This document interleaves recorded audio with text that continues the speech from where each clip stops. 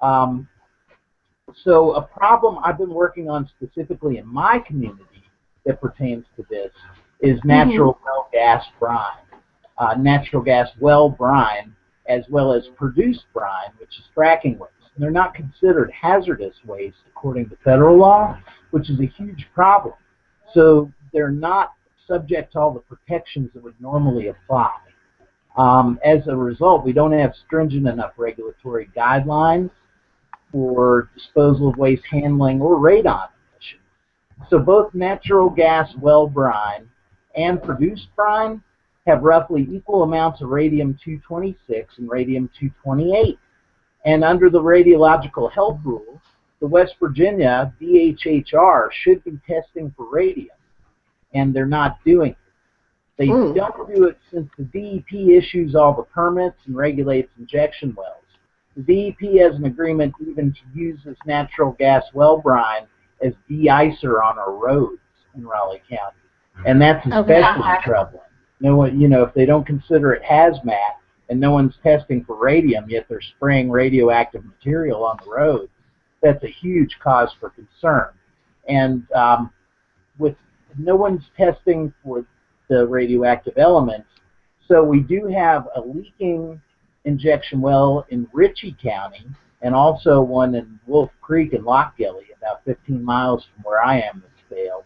And Dr. Susan Nagel just released a new study showing endocrine disruptors in Wolf Creek there in Fayette County. And that's quite troubling. So you're familiar with Dr. Rahul Gupta. He's a great guy. Yes.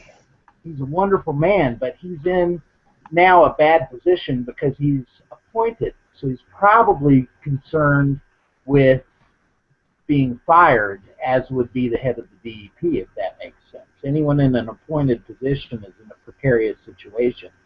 So we asked Gupta last year why they don't test for radium, and he replied that basically he doesn't know where their authority lies, and that he would follow up with the industry to see how that could be accomplished. He doesn't know how to implement the testing, and I think that the law should require the DHHR to conduct stringent testing for radium and other contaminants like benzene as a check and balance for the industry. So DEP seems to be more concerned with being industry friendly as far as the permitting process goes. So basically, the DHHR is on the health and medical side, and they are more precautionary, and they need to be forced to work together. So storage tanks handling fracking waste aren't deemed potential sources of contamination either.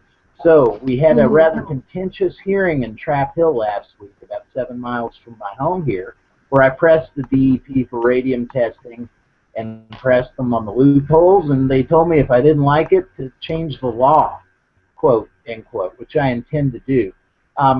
Dr. Amjad, a candidate for mayor here in Beckley, she was nice enough to attend the meeting with me, and she said that they were rude, unprofessional, and antagonistic, and she wants to bring in the EPA. And as we know, all these agencies failed during the water crisis. The state failed, the water company failed, the EPA failed. So we can't even trust local water testing labs here in Raleigh County. One was shut down within the last year for faking samples. I remember seeing that, That's a huge cause for concern.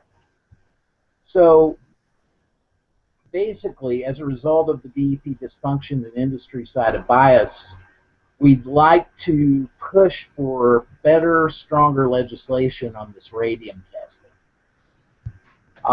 As far as the SBWA, the Halliburton loophole wasn't the only fracking enabler in the Energy Policy Act. And there are laws in that. There's a hole in that law. As it stands, FERC is entirely unaccountable to public will. They're unaccountable to Congress or even the White House. Commissioners are appointed to 5-year terms and do as they please, and they rubber stamp all kinds of things for the fossil fuel industry. So, additionally, the Energy Policy Act repealed the most important anti-monopoly law, which is another huge problem. It would safeguard consumers from the overreach of the oil and gas industry.